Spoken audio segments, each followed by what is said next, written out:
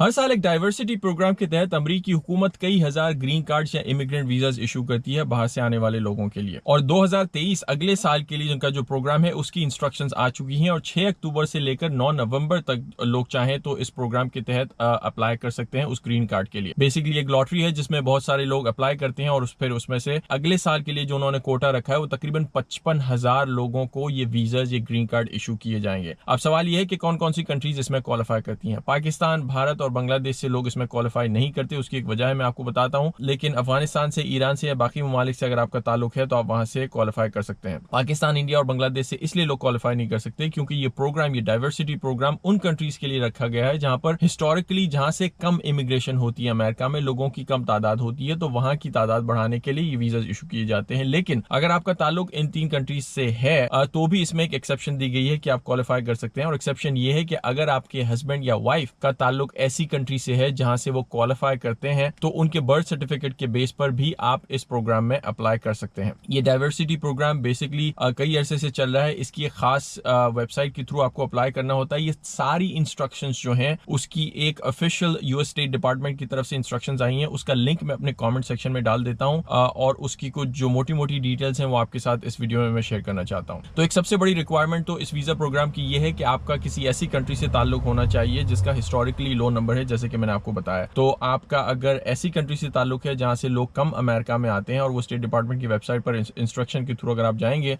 तो उसमें से आप क्वालिफाई कर सकते हैं, तो वहां से आप अप्लाई कर सकते हैं। और अगर आपका ताल्लुक वहां से नहीं भी है और आपके स्पाउस का ताल्लुक वहां से है तो उसमें से आप अप्लाई कर सकते हैं। दूसरी क्वालिफिकेशन इस प्रोग्राम की ये है कि आपकी एजुकेशन जो है, जो भी अप्लाई कर रहा है उसकी एजुकेशन तकरीबन हाई स्कूल या उसके बराबर होनी चाहिए। 12 जमातें अगर आपने पढ़ी हैं तो आप इसमें क्वालिफाई कर सकते हैं।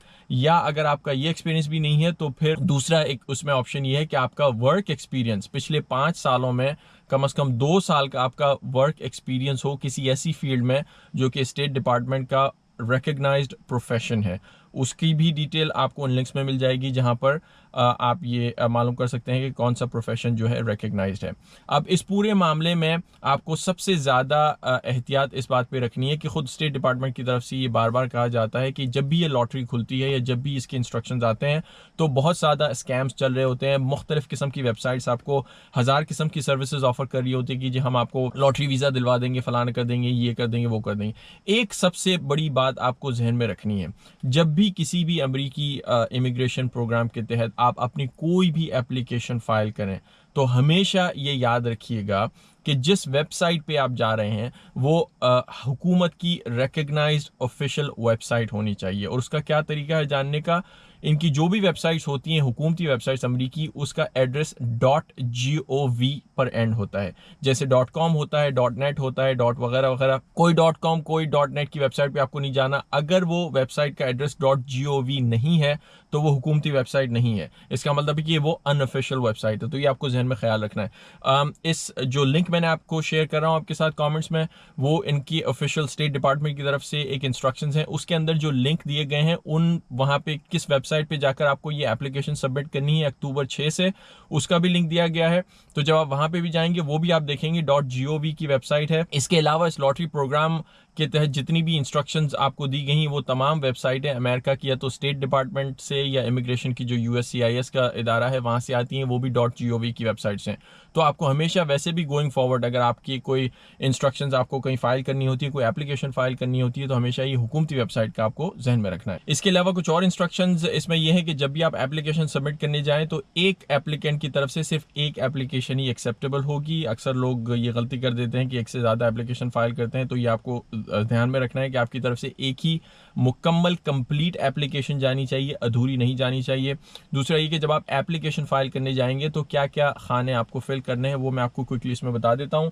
सबसे पहले आपको अपना उसमें नाम देना है, आपका जेंडर है, आपकी डेट ऑफ बर्थ है, कौन से शहर में आपकी बर्थ हुई है, पैदाइश कहाँ की है, किस कंट्री की आपकी पैदाइश है। जाहिर सी बात ये आपको बताना है क्योंकि अगर आपकी कंट्री क्वालिफाई उसमें नहीं करती तो आप नहीं कर सकते। उसके अलावा आपका पासपोर्ट वैलिड होना चाहिए, आपको पासपोर्ट का नंबर आपका होना चाहिए। उसके अलावा आपके फोटोग्राफ्स भी आपके पास तैयार होने चाहिए। आपका मेलिंग एड्रेस आपके पास तैयार होना चाहिए। आपका एड्रेस कहाँ है पूरा, आपका जिप कोड या पोस्टल कोड के साथ आपका एड्रेस होना चाहिए। इस वक्त आप कौन सी कंट्री में रह रहे हैं उस कंट्री का भी आपको एड्रेस देना होगा। अगर आपके पास फोन नंबर है तो वो भी आपको उनको देना होगा। अगर ईमेल एड्रेस है तो ईमेल एड्रेस भी ज़रूरी है, अच्छी बात है, क्योंकि सारी कॉरेस्पॉन्डेंट फिर वो आपको ईमेल के ज़रिए आपके साथ करेंगे। अगर आपके एजुकेशनल सर्टिफिकेट्स कोई हैं जो भी हैं, तो वो एजुकेशनल सर्टिफिकेट्स भी आपको उनको भेजने हैं। अगर आप मैरिड हैं इस वक्त या अनमैरिड है, जो भी आपका मैरिटल स्टेटस है वो भी आपको इनको देना है। उसके अलावा आपकी फैमिली इन्फॉर्मेशन कि आप के बच्चे हैं तो कितने हैं, उनकी पैदाइश, बर्थ सर्टिफिकेट वगैरह वगैरह, पूरी, क्योंकि पूरी फैमिली की इन्फॉर्मेशन अगर आप एज अ फैमिली अप्लाई कर रहे हैं तो पूरी फैमिली की इन्फॉर्मेशन उसमें जाएगी। अच्छा, क्योंकि ये लॉटरी प्रोग्राम है तो एक मरतबा जब ये विंडो क्लोज हो जाएगी, ये तमाम एप्लीकेशंस वहाँ पर सबमिट हो जाएंगी। सक्सेसफुल एप्लीकेशंस वो पहले वो करेंगे कि आपने उसमें कुछ मिसिंग तो नहीं है। जब आपकी एप्लीकेशन सक्सेसफुली सबमिट हो जाएगी तो फिर रैंडम एक कंप्यूटर के जरिए ये लॉटरी जनरेट होती है। इसमें से यानी 55,000 नंबर वो सिलेक्ट करेंगे, जिस तरह किसी भी लॉटरी में सिलेक्ट होती है।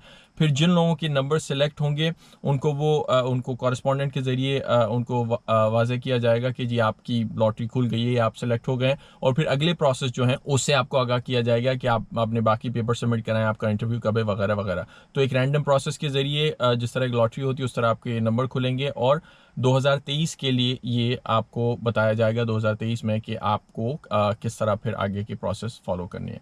I hope that make sense. Again, इसके अलावा जितनी भी इन्फॉर्मेशन है जो मैं लिंक आपको साथ शेयर कर रहा हूँ उस पर ज़रूर जाइएगा। उसके अलावा यूएस स्टेट डिपार्टमेंट की वेबसाइट है, USCIS की वेबसाइट है, उस पर भी आप मजीद इंस्ट्रक्शंस मालूम कर सकते हैं।